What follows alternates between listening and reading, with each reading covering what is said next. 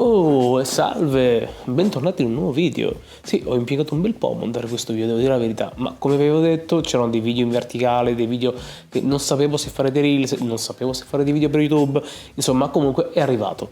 È arrivato e adesso vi riporterò indietro nel futuro, nel passato, vabbè insomma avete capito. Ti rimanderò indietro nel futuro!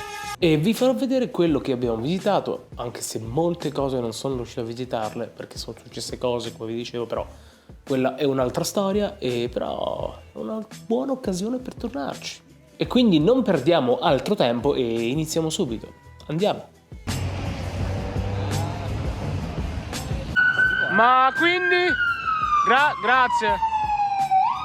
Grazie. Quindi dove mi porti? Io? Saranno a me.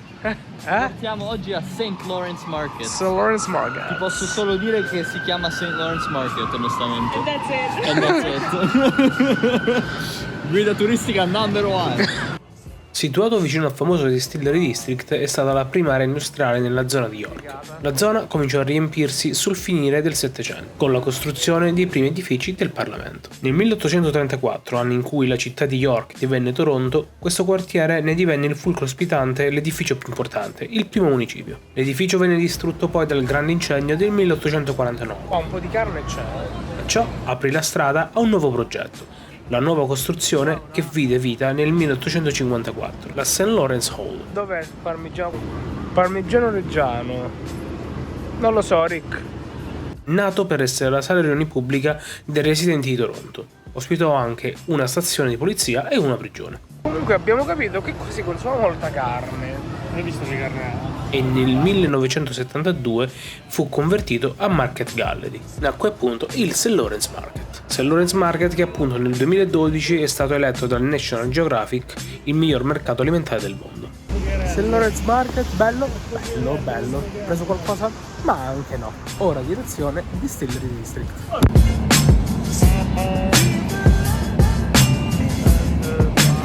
Un grande quartiere che contiene una straordinaria panoramica di costruzioni legate all'architettura industriale dell'età vittoriana nordamericana. Nel 1832, proprio dove ora si estende il Distillery District, venne fondata appunto la distilleria di Guderian Woods. In meno di 30 anni questa attività divenne la più grande distilleria di alcolici del mondo. Adesso andrete Distillery District. Andiamo. Ciao, stiamo andando a distillare.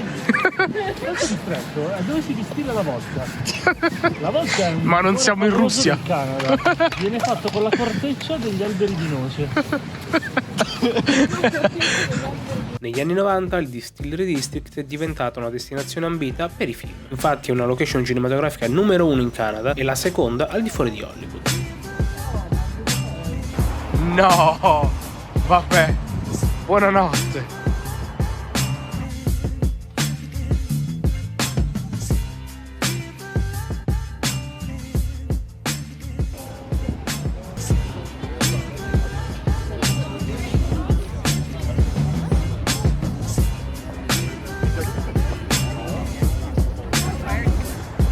Allora, abbiamo cercato di andare a Distillery District. Non c'erano biglietti, quindi ci ritorniamo. Cerchiamo di entrare a Scrocco, a Scotiabank a guardare i Toronto Raptors. Ce la faremo? Non lo so.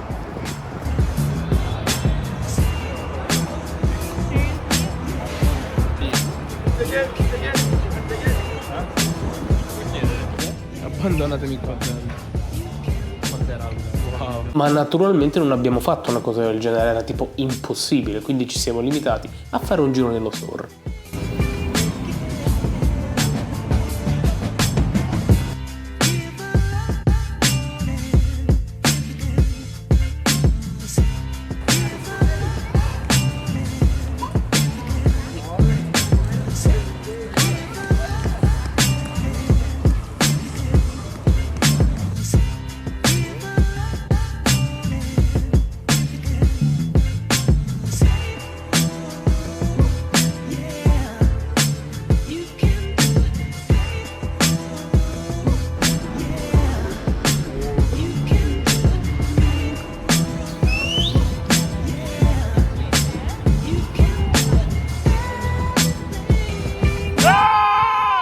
Ma naturalmente non ci siamo accorti che l'installazione era spenta, altrimenti avrebbe dovuto illuminarsi. Quindi hanno urlato per niente? Sì. Ci hanno guardato male? Sì, ma questa è un'altra storia.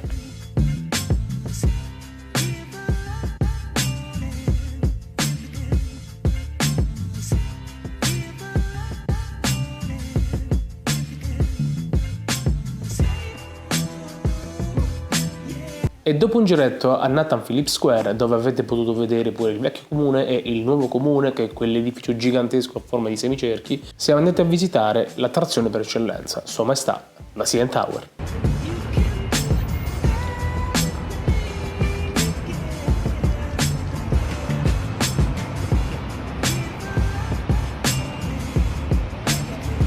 CN Tower, che è considerata una delle 7 meraviglie del mondo moderno di oggi. Con i suoi 553 metri spicca nella skyline di Toronto ed è una delle attrazioni più fotografate e visitata della città. Ed è stata la torre più alta del mondo fino al 2007, quando è stata sorpassata da Burj Khalifa.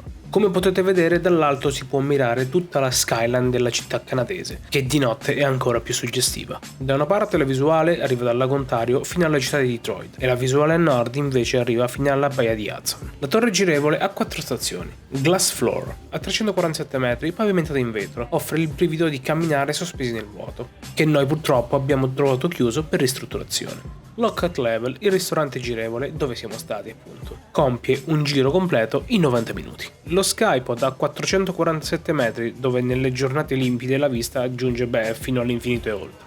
Ma questi sono brividi da principianti se paragonati all'esperienza di Edgewalk. Collegati tramite imbracatura ci si può fare una passeggiata su tutta la passerella priva di parapetto a 116 piedi da terra. Lo farei? Sì, peccato che fosse dicembre ed eravamo a meno 15 gradi.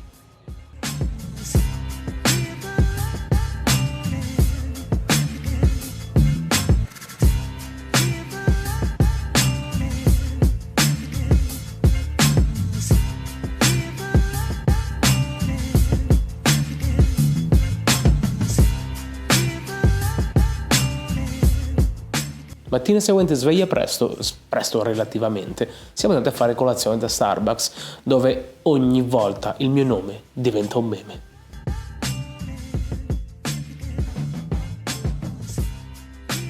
Fa un freddo caro. Era andata così bene, fignola,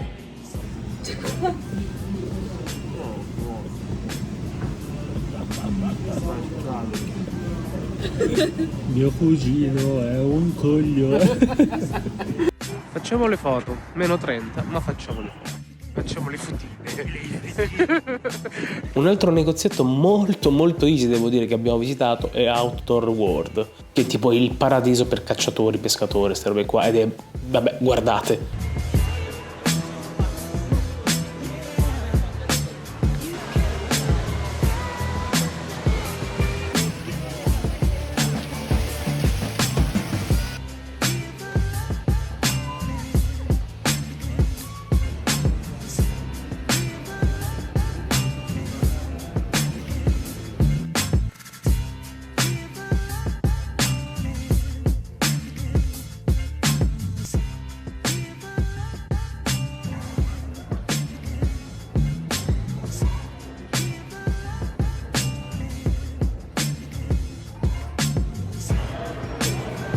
Dopodiché siamo andati a Eaton Center, che è un centro commerciale veramente niente male, dove c'è dentro il negozio di Drake, dove abbiamo fatto un po' di shopping.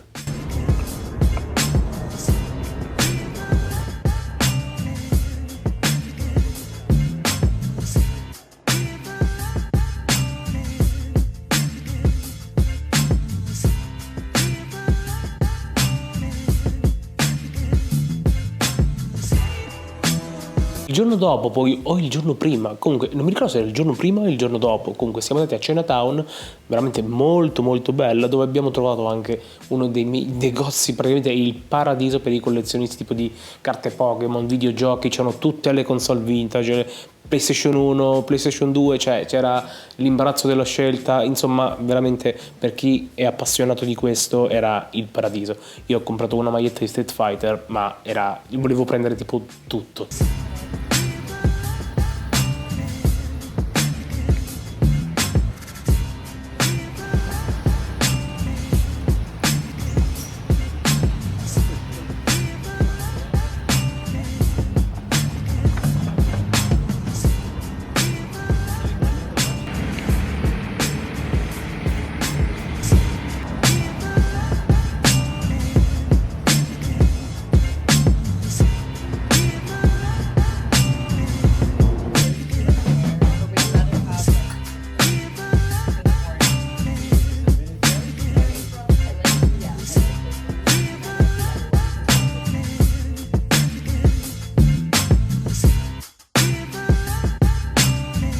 Come sapete, o almeno chi mi segue da un po' lo sa, sono appassionato di castelli, mi piace andare a visitare i castelli. Infatti anche a Toronto c'era una specie di castello che volevamo andare a visitare, che è Casa Loma, che per me era una delle cose più belle da visitare in tutta Toronto. E indovinate chi l'ha trovato chiusa? Sì, io. Ma prendiamo il lato positivo. È una buona scusa per tornarci.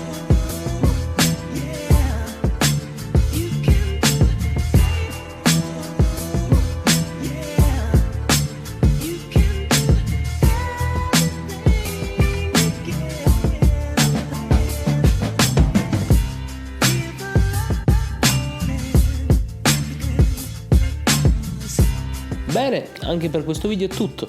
Da Toronto è tutto purtroppo. Spero di tornarci presto e potervi portare altre cose da vedere, perché veramente, ragazzi, merita. Detto questo, come sempre vi ricordo, se non siete iscritti, iscrivetevi al canale e attivate la campanella. Se volete potete seguirmi anche sugli altri miei social, come sempre tutti i link in descrizione. Detto questo, io vi saluto e noi ci vediamo nei prossimi video.